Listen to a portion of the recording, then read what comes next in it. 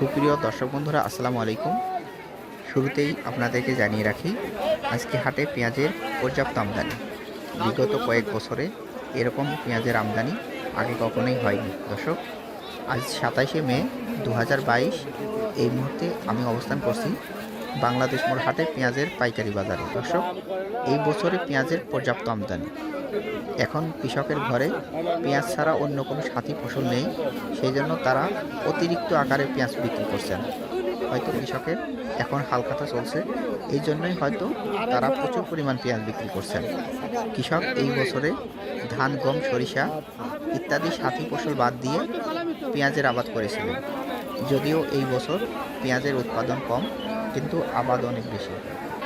এখন বর্তমানে যদিও পেঁয়াজের দাম একটু কম, কিন্তু অন্যান্য ফসলের দাম কিন্তু অনেকটাই বেশি।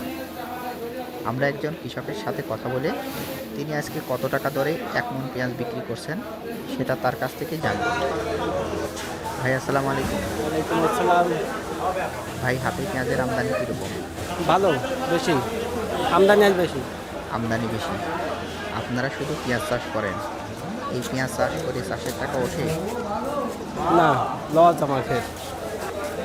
এখন পেঁয়াজের দাম যাচ্ছে কত? এখন তো ওই 1100, 10, 20, 1150 সর্বোচ্চ মাথা।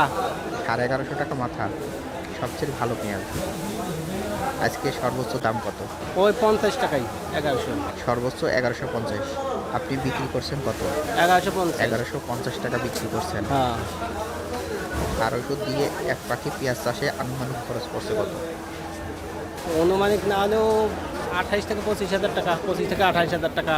পেঁয়াজ সার ওষুধ দিয়ে এই বছরে পেঁয়াজের ফলনটা কীরকম হয়েছে? 30-35 মণ সর্বোচ্চ। অন্যান্য বছর 60 মণ হতো, এবার তো সেরকম ফলন নেই। এবার ফলন কম। দর্শক, এই বছর পেঁয়াজ চাষ করে কৃষকরা অনেকটাই ক্ষতিগ্রস্ত।